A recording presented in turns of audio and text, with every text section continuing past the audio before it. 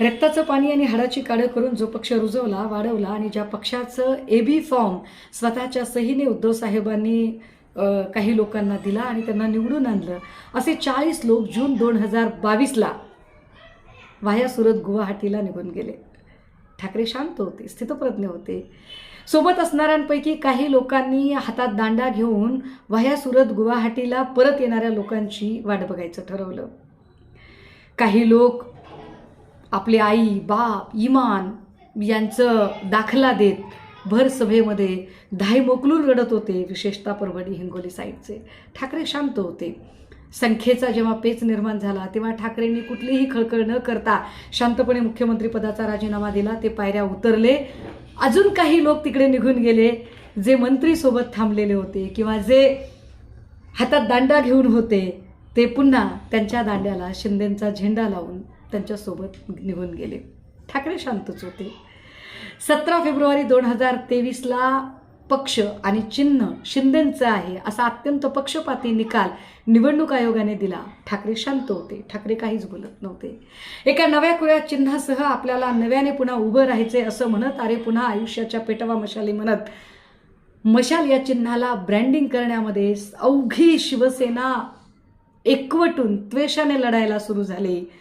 आमचे नेते सन्माननीय अनिल भाऊ हे ऑनरेबल सुप्रीम कोर्टच्या कामकाज आणि संसदीय कामकाज या दोन्ही गोष्टी एकाच वेळेला करत होते. त्याच वेळेला सन्माननीय संजय राऊत साहेब तुरुंगात गेलेले होते. आदित्य दादा झपाटल्यासारखे महाराष्ट्र पिंजून काढत होते. इकडे माझ्या महाप्रबोधनाच्या सभा चालू होत्या. प्रत्येक शिवसैनिक आपल्या परीनं काम करत होता. गावखेड्यातला शिवसैनिक प्रतिज्ञापत्र एकत्रित करण्यामध्ये अगदी तल्लीन होऊन काम करत होता की कधीतरी हे प्रतिज्ञापत्र कोर्टाच्या समोर येतील आणि शिवसेनेवर, आम्ही या शिवसेनेसाठी काय केलंय हे कधीतरी चर्चेला येईल, यासाठी तीही माणसं काम करत होती. प्रत्येक जण आपापल्या परीने काम करायला लागलेला. बघता बघता लोकसभा आली. लोकसभेमध्ये 9 खासदार एका नव्या कोऱ्या चिन्हासह निवडून आणले गेले. मग विधानसभा आली. या दरम्यान पुन्हा काही लोक निघून गेले, ज्यांना वाटत होतं की नाही आपण नाही निवडून आलो तर. मग 20 आमदार निवडून आले. 20 आमदाराच्या बळावर कदाचित आपल्याला विधान परिषद मिळणार नाही असं ज्यांना ज्यांना वाटलं आणि कर्तृत्व नसताना ज्यांना विधान परिषदा मिळाल्या अशाही काही बायका मग पुन्हा तिकडे निघून गेल्या. ठाकरे शांत, ठाकरे स्थितप्रज्ञ. ज्या ठाकरेंनी एवढं दिलं त्यांच्यावर उलटून पडत काहींनी तिथे जाऊनही पुन्हा गप्प बसून त्यांना बसवलं नाही, तर तिथे जाऊन आपण कसे शिंदेंना लॉयल आहोत हे सांगण्यासाठी गोरेबाईंसारख्या बायका निव्वळ आपल्या मनाचा काळाकुट्ट अंधार दाखवण्यामध्ये व्यस्त होत्या. ठाकरे शांतच होते. आता ही लढाई इथपर्यंत आली. युक्तिवाद सुरू झाला आणि युक्तिवादामध्ये आज आमच्याकडचे वकील असणारे कपिल सिब्बलजी म्हणाले की एक तर चिन्ह आम्हाला द्या किंवा चिन्ह गोठवा.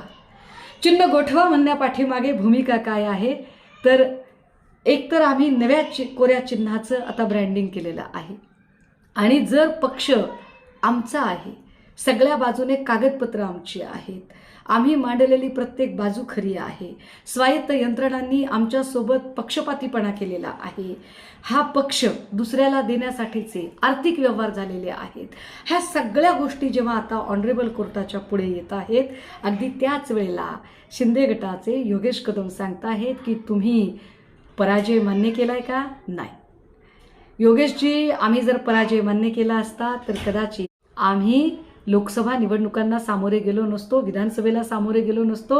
अहो पराजय कोणी स्वीकारला ते तुम्हीच बघा ना. ज्यांना निवडणुका आपण जिंकूच शकू अशी सुतराम शक्यता वाटली नाही त्यांनी, म्हणजे पक्ष आणि चिन्ह मिळवल्यानंतर सुद्धा ज्यांना खासदारांची संख्या वाढवता आली नाही त्यांनी ठाकरेंचा रेडीमेड माल उचलण्याचा प्रयत्न केला. पराभव कोणी स्वीकारला हे तुमच्या लक्षात आलं असेल. या सगळ्यांमध्ये ठाकरे अजूनही शांत आहेत, स्थितप्रज्ञ आहेत. अनेक लोकांना सत्तेची वाट फार सोपी वाटली आणि त्यांनी फार चटकन ती वाट निवडली. संघर्षाच्या वाटेवर अजूनही आमच्यासारखे काही वेडे प्रवासी लढत आहेत आणि आम्ही लढत राहू. पण या सगळ्यांमध्ये ठाकरे लढू शकले स्तब्धपणे, शांतपणे, आदळापट न करता किंवा आगपाखड न करता संघटन बांधणीमध्ये आम्ही व्यस्त राहिलो आम्ही जाहिरातबाजी केली नाही, आम्ही कॉल रेकॉर्डिंग वाजवल्या नाही, आम्ही कुणाला तरी फोन कॉलवर मदत करताना सांगताना त्याचे व्हिडिओज PR कंपनीकडून इकडे तिकडे फिरवले नाही. आणि आत्ता जेव्हा वाटतंय की हा निकाल आपल्या बाजूने लागेल, अर्थात तो निकाल आमच्या बाजूने लागेल का? कारण एकतर या निकालासाठी तारीख पे तारीख इतक्या तारखा या लोकांनी टाकलेल्या आहेत. मला वाटतं राम मंदिर बाबरी मस्जिदच्या केसनंतर सगळ्यात बहुप्रतीक्षित केस जर कुठली असेल तर ती शिवसेनेच्या पक्षाची केस आहे.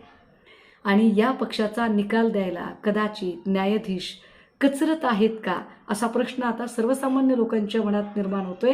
कारण आत्तापर्यंत याचा निकाल किंवा याची सुनावणी घेण्यासाठीही बऱ्याचदा तयारी दाखवली गेली नाही आणि त्यात कित्येक न्यायाधीशांच्या निवृत्ती सुद्धा होऊन गेल्या. आता आम्ही न्यायमूर्ती सूर्यकांत यांच्याकडनं अजून एक अपेक्षा करतोय. आम्ही प्रामाणिकपणे आमचा युक्तिवाद मांडलेला आहे आणि होय, आम्ही शांत आहोत, आम्ही स्थितप्रज्ञ आहोत. याचा आम्ही उन्माद दाखवत नाही आहोत आणि आम्ही खचूनही गेलेलो नाही. कारण आम्हाला एक गोष्ट नक्की कळते, सत्य परेशान हो सकता है पर पराजित नहीं हो सकता.